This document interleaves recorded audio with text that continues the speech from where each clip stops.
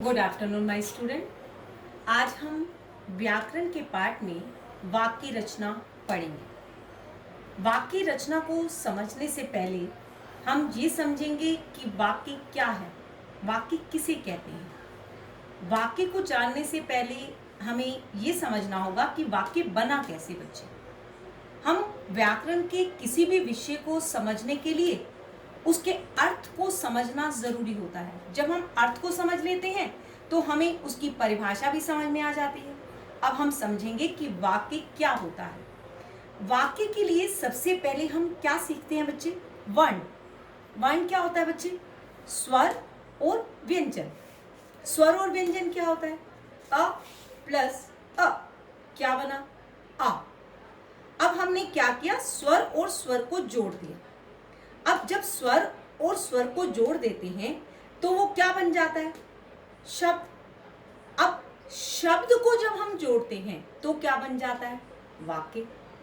शब्दों को जोड़ना क्या वाक्य कहलाता है? हाँ, ये बात हमने सही सीखी कि वाक्य को सीखने के लिए हमें ये जानना होगा कि वाक्य का आधार क्या है। वाक्य का आधार बच्चे वर्ण है, और वर्ण के बाद हम स्वर और व्यंजन सीखते हैं। बच्चे, एक बात सीखो कि जब एक छोटा बच्चा स्कूल के अंदर जाता है तो सबसे पहले अध्यापक उसे क्या सिखाता है? पहले उसे सिखाता है कि स्वर और व्यंजन क्या है। स्वर और व्यंजन सीखने के बाद वो उसे क्या करता है? जोड़ सिखाता है। अ प्लस अ आ बनता है। फिर क्या करता है? उसी से वह शब्द सिखाता है, और शब्द के बाद वो वाक्य सिखाता है। यानी कि वाक्य का आधार वर्ण, फिर स्वर और व्यंजन, फिर शब्द और फिर वाक्य।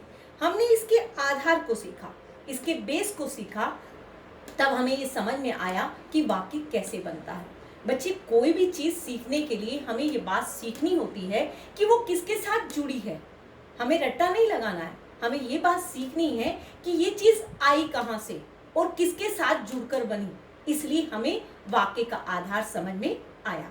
अब मैंने ये कहा कि शब्द को जोड़कर वाक्य बनता है। अगर मैं कहूं कि शब्द को जोड़कर वाक्य बनता है तो ये बात थोड़ी सी गलत होगी। नहीं बच्चे, शब्दों के सार्थक समूह को वाक्य कहते हैं। मैंने सार्थक कहा है बच्चे, जो अर्थ के साथ जुड़ते हैं। अगर मैं अर्थ के साथ शब्दों को नहीं जोड़ती हूँ तो सही वाक्य नहीं बन पाएगा। अगर मैं अर्थ के साथ शब्दों को जोड़ती हूँ तो वो वाक्य बन जाएगा। तो हमने क्या सीखा बच्चे? वाक्य किसे कहते हैं। वाक्य के आधार को सीखा। वाक्य क्या होता है? वर्ण। वाक्य को सीखने के लिए सबसे पहले क्या सीखना होता है? वर्ण, फिर स्वर और व्यंजन। और स्वर और व्यंजन में कैसे जोड़ते हैं शब्द को? अ प्लस अ, फिर क्या बनता है? शब्द, फिर क्या बनता है? वाक्य। और शब्दों के सार्थक समूह को क्या कहते हैं? वाक्य कहते हैं। अब हमने परिभाषा को सीखने के लिए उसके आधार बिंब को देखा, अर्थात उसके आधार को देखा, तो हमें परिभाषा अपने आप समझ में आ गई। हमने शब्द उठाए और अर्थ के साथ जोड़ा तो क्या बन गया? वाक्य। अगर अर्थ के साथ हम शब्दों को जोड़ देते हैं तो वो क्या बन जाता है? वाक्य। इस तरह हमें ये परिभाषा कभी नहीं भूलेगी, क्योंकि हमें ये याद है कि अर्थ के साथ जब हम शब्द को जोड़ देते हैं तो वो क्या बन जाता है? वाक्य। अब हम आगे चलते हैं बच्चे। वाक्य के अंग अर्थात उसके पार्ट्स क्या हैं? वाक्य के अंग क्या हैं? उद्देश्य और विधेय। उद्देश्य क्या होता है बच्चे? उद्देश्य होता है कर्ता, अर्थात मुख्य पर्सन, अर्थात जो कार्य कर रहा है, जो मुख्य व्यक्ति है उसे उद्देश्य कहा गया है। इसलिए मैंने क्या कहा? कर्ता, अर्थात जो कार्य कर रहा है वो उद्देश्य है।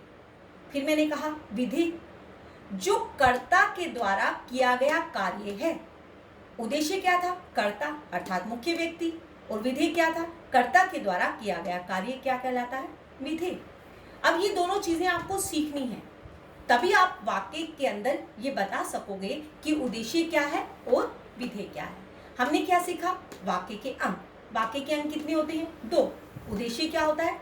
जो करता है अर्थात मुख्य कार्य करता है, और जो मुख्य कार्य करता है उसके द्वारा जो कार्य किया जाता है उसको क्या कहते हैं? विधेय। यहाँ तक मेरी बात समझ में आ गई ना बच्चे? अब हम उदाहरण के द्वारा सीखते हैं। मैंने कहा कि अनुराग पढ़ता है। अब मैंने यहाँ क्या कहा था बच्चे? कर्ता, अर्थात मुख्य व्यक्ति क्या है यहाँ पे? अनुराग। अनुराग क्या है? कर्ता है ना बच्चे, तो मैंने क्या लिख दिया यहाँ पे? उद्देश्य। अनुराग पढ़ता है, अनुराग के द्वारा पढ़ा जाता है ना, अनुराग के द्वारा कार्य किया जाता है, तो क्या पढ़ता है, क्या है, विधेय बन गया। अब आपको ये बात याद रखनी है कि जो कर्ता है वो उद्देश्य है और जो कर्ता के द्वारा कार्य किया गया है उसे हम विधेय कहते हैं। फिर दूसरे उदाहरण के द्वारा समझते हैं। अयोध्या के राजा दशरथ के 4 पुत्र थे।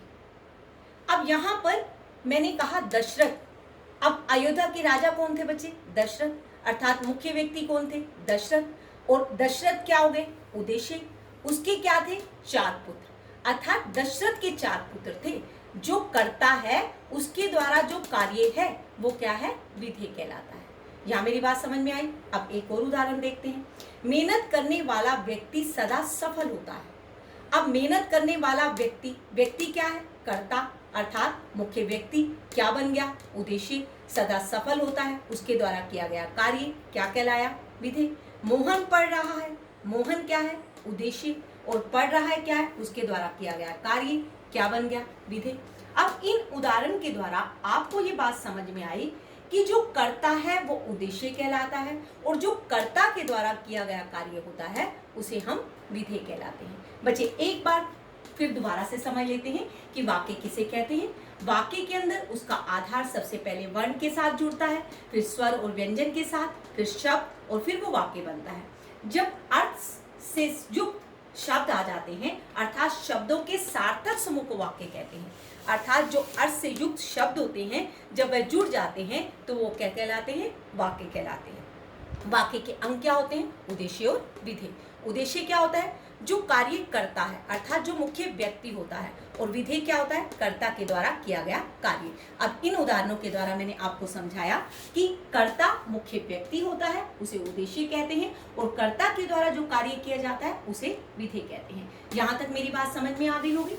अगर कोई बात समझ में ना आए तो आप मुझसे पूछ सकते हैं। Thank you very much.